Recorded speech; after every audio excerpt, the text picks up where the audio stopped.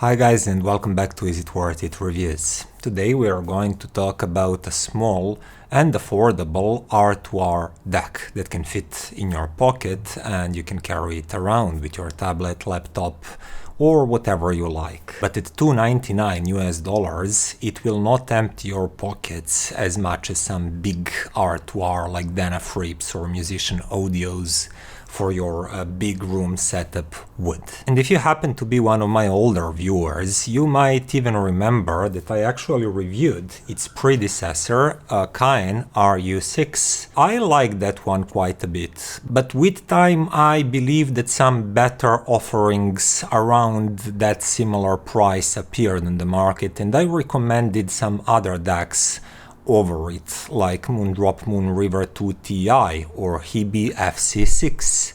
Well, today I'm going to review RU7, which is the newest model from Cayin, and I'm going to compare it to RU6 to see is it any better, and with those Moonriver and Hiby that I've just mentioned that I personally thought bettered RU6. The whole idea and the form factor of RU7 is completely the same as RU6 was. It's a dongle deck, but it's not the tiniest deck that you can possibly buy on the market. It's like a decently sized dongle, and it hosts one small OLED display that is still quite clear and readable, especially because these are portable decks and we always keep them in our proximity. Then you have USB-C input on one side, that's the only digital input as usual with dongles. Two analog outputs, one is single-ended 3.5mm, the other one is balanced 4.4mm, and three buttons on one side for mode selection and volume control.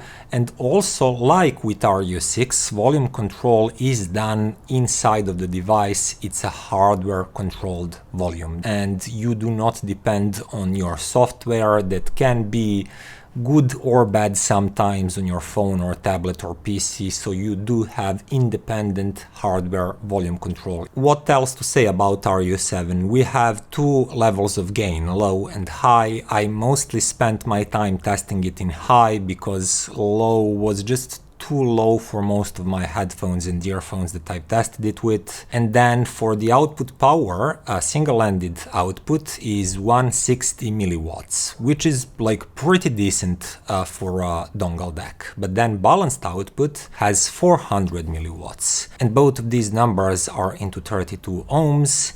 But having 400 milliwatts into 32 ohms is quite respectable number for a dongle deck. So without hanging too much on buzzwords and technologies used and numbers and tech specs, you can always just go to their website and check all of that. I'll now move to how it really sounds and how it compares to these decks that I previously mentioned. I started testing Cayin RU7 with Moondrop Dark Saber in-ears, which are fantastic and very revealing, and I also tested it with Meze 99 Classics, which are bigger headphones and also quite good headphones. And what I noticed with both of these headphones is that this is one very open and revealing kind of sound, especially when you use balanced output. It's clearly superior to the single-ended one. In isolation, if you use single-ended output 3.5mm, you will not find anything wrong with it, but when you move to the balanced, the sound stage increases, the resolution is just better, everything sounds clearer, crisper, and there is more empty space, better layering between tones and instruments. So if you have a chance, if your headphones have detachable cable and you can use balanced cable, use it with this one. If you do not have that cable, buy it, then use it. Because if you buy this one, you want to hear it at its best, and that's balanced output. And then sheer resolution is quite high, which surprised me initially because I didn't get that same impression when I tested RU6. It was a really decent, good, tonally good deck, but not the most resolving in its price category. But with this one, at least listening to it in isolation, I could not detect any sort of haziness or warmth that muddies the sound just a bit, which did happen with RU6. And I was thinking, yeah, this feels like an improvement, but of course we have to check that. And to do that, I of course compared it directly with RU6. By the way, a friend of mine here in Serbia was kind enough to loan to me both of these units. So I owe him thanks for that. When I compared them directly, yeah, I could notice that RU6 just sounded like it blends tones and the finest details and those very clean and crisp edges. Everything is smoothed to an extent and blends together more. It sounds organic, it sounds tonally very correct and natural. And I like RU6, it sounds good. It's not a bad sounding DAC by any means. But RU7 is a clear upgrade. It does that resolution better. It draws tones and the whole sound stage in a cleaner and clearer fashion. It even has a snappier, more dynamic, more alive kind of sound. And the layering and the perception of space and three-dimensionality is also improved. And RU7 is a clear winner here. Everything is just more engaging, it pops out more, like coming from a decent full HD TV to a really good 4K TV with HDR colors. And even though you enjoyed your old full HD LCD quite a bit, your new 4K HDR one simply makes everything pop more and it's more fun to watch. And it's the same with RU7 here, just for the sound.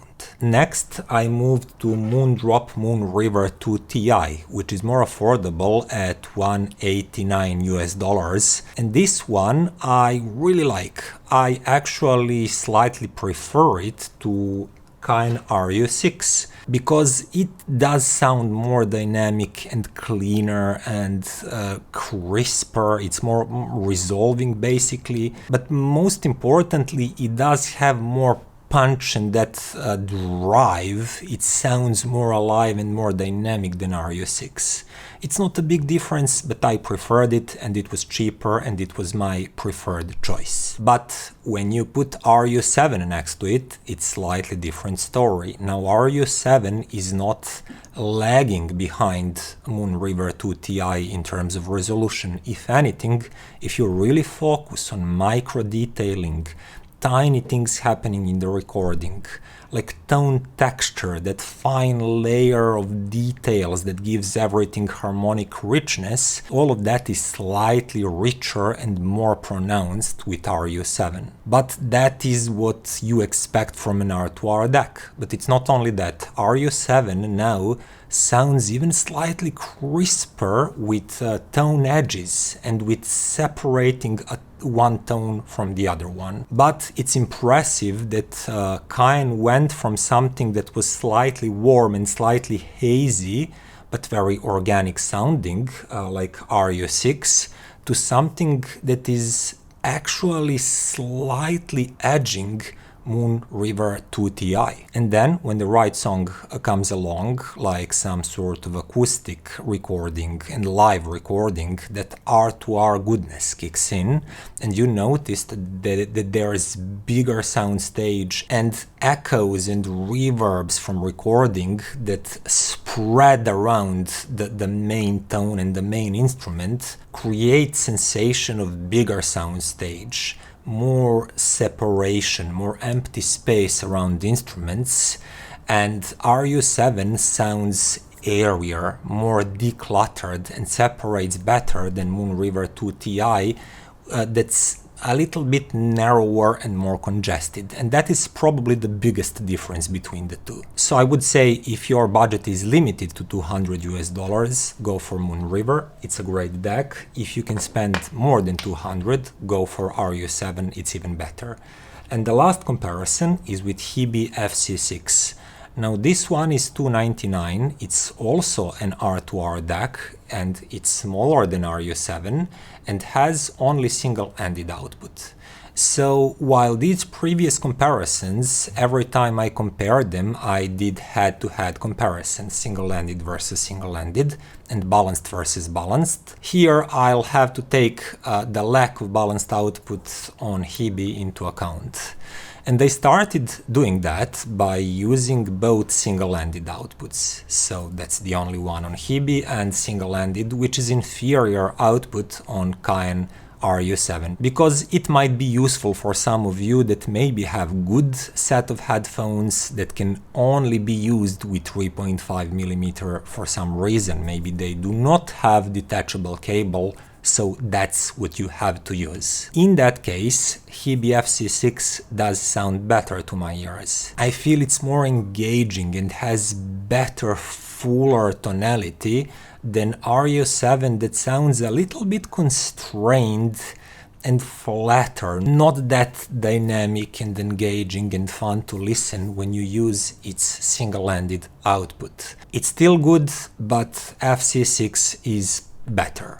But once you actually move to balanced output of RU7, if you have that chance, you should use it as I said, everything improves and RU7 takes the lead in terms of how airy and open it sounds. Now FC6 is in the situation to be slightly narrower and slightly more congested sounding than RU7. While resolution and detail retrieval is roughly on pair, these two are the same tier in that regard, RU7 holds slight advantage over FC6. There's a bit more precision in RU7's sound.